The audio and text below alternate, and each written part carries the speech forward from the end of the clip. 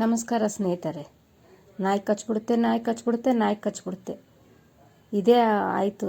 ಅದೇನಕ್ಕೆ ಕಚ್ಚುತ್ತೆ ಅಂತ ನಾವು ಕಂಡುಹಿಡಿತೀವ ಸ್ನೇಹಿತರೆ? ಇಲ್ಲ. ಯಾಕಂದರೆ ಅದು ನಮ್ಗೆ ಬೇಡ. ಫಸ್ಟು ತಿಳ್ಕೊಬೇಕು ನಾವು ಏನಕ್ಕೆ ಕಚ್ಚುತ್ತೆ, ಅದಕ್ಕೇನು ತೊಂದರೆ ಇದೆ ಅಂತ. ಅಯ್ಯೋ ನಮಗೇನು ತೊಂದರೆ ಇದ್ರೆ ಅಂತ ನಾವು ಅನ್ಬಾರ್ದು. ಅದಕ್ಕೂ ನಮ್ಮ ಭೂಮಿನಲ್ಲಿ ಬದುಕೋಕ್ಕೆ ಹಕ್ಕಿ ಇದೆ. ಎಲ್ಲ ಜೀವಿಗಳ ಥರನೂ ಅದಕ್ಕೂ ಹಕ್ಕಿದೆ. ಅದಕ್ಕೆ ಹೊಟ್ಟೆ ಹಸು. ಫಸ್ಟ್ ಅದನ್ನು ತಿಳ್ಕೊಬೇಕು ನಾವು.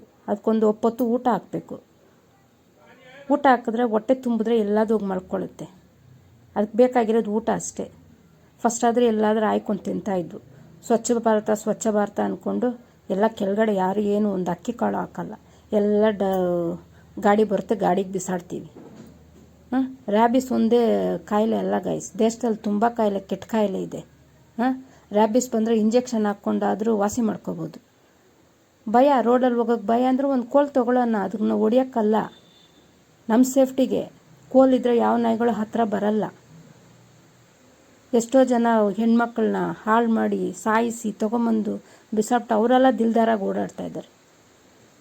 ಫಸ್ಟ್ ಅದನ್ನು ನಾವು ತಟ್ಟಿ ಕೇಳಬೇಕು. ಈ ಥರ ಜೀವಿಗಳನ್ನ ನಾವು ಹೆಣ್ಮಕ್ಳ ಜೊತೆಲಿದ್ದರೆ ಯಾವ ಕಿಡಿಗಳುಗಳು ನಮ್ಮ ಮಕ್ಕಳ ಹತ್ರ ಯಾರು ಸುಳಿಯಲ್ಲ.